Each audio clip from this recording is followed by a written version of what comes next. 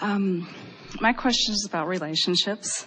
In a relationship, how do you know when you should just move on to another relationship or go out on your own or divorce? Well, here's the thing. First, we want to acquaint you with your vortex and help you to make that your predominant relationship. So when you care about the relationship, the vibrational relationship between you and you, now you're standing on solid ground. And then the relationship of the vortex, or the energy of the vortex, will call you to your best good, to what you are really wanting. It's that easy for us to say thing about just don't leave a relationship from outside the vortex. Make sure you're in the vortex. And when you're in the vortex, you never leave anything. You just go somewhere else. And there's a huge difference between leaving one place and going to another. In other words, it's the difference between lack and alignment. It's the difference between resistance and allowing. So what you're essentially saying to us is, how much should I tolerate and how bad should it get before I go? Mm-hmm. And we say we would tolerate nothing. In other words, we wouldn't put up with anything. But the most important thing that we want you to hear is, it's not what somebody else is doing to you that's making the relationship not feel good. It's what you're doing to you by making that relationship more important than this relationship, and then resenting that one because it doesn't give you the feedback that you're looking for. In other words, when you're looking to another person to buoy you up, to fulfill you, to reassure you, to adore you, to love you unconditionally, you're asking something from someone that you shouldn't be asking of anyone other than the source within your vortex, because it's not their job to hold you as their singular object of attention so that they're there for you anytime you need them. Your inner being is always there for you anytime you need them, anytime you want, anytime. The resources of source are always there for you, you see.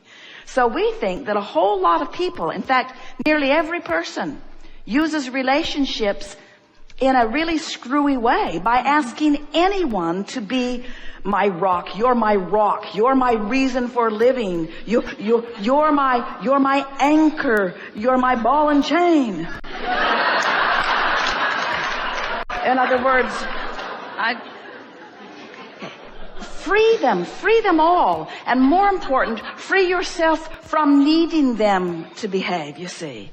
And we know there are things that go on in relationships, in your relationship, that you don't want, and that no one should ask you to put up with. We just want you to know that you can't get to where you want to be by being mostly aware of what you don't want. So here's how it works. So this troubling relationship is causing you, and has been causing you for some time, to create a really different relationship in your vortex. Every time you are disrespected, a more respectful relationship cues up. Every time you are misunderstood, a more understanding relationship is queued up. Every time you are unappreciated, a more appreciative relationship is queuing up. Now, we know, as we said earlier, it's easier to go to the movie and watch the reality of all the color and vividness of real life than it is to conjure imagery of what's in the vortex. We get that. But we want you to understand that there is a vivid, delicious relationship waiting for you that has been carved out of every relationship that you've ever had, that you have access to, but that you have to make a choice, thought by thought, day by day, moment by moment, emotion by emotion. You have to reach for better feeling thoughts. You have to reach for what's here rather than be appalled by what's here. So what you have to do is just sort of put up with it when it's happening, because it's hard to ignore someone who's there. It's hard to ignore something when it's happening. Don't even try. But in those moments when you're not being tested to the fullest, in those moments when you're lying in the privacy of your own mind in bed and you have the ability to conjure thoughts, think about the vortex, not about the better relationship.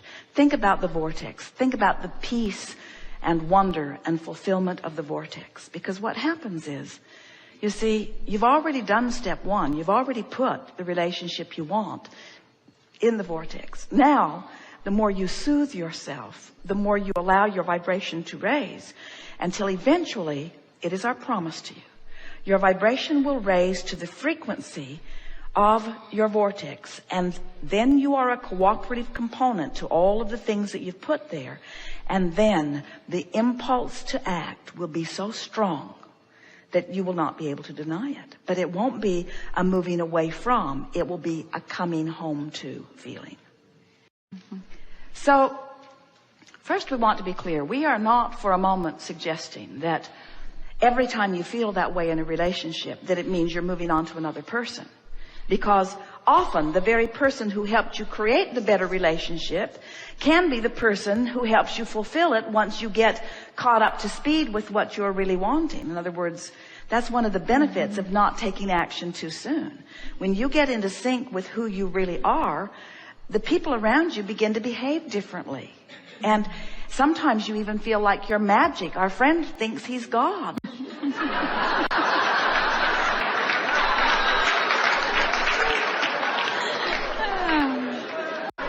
And we do too.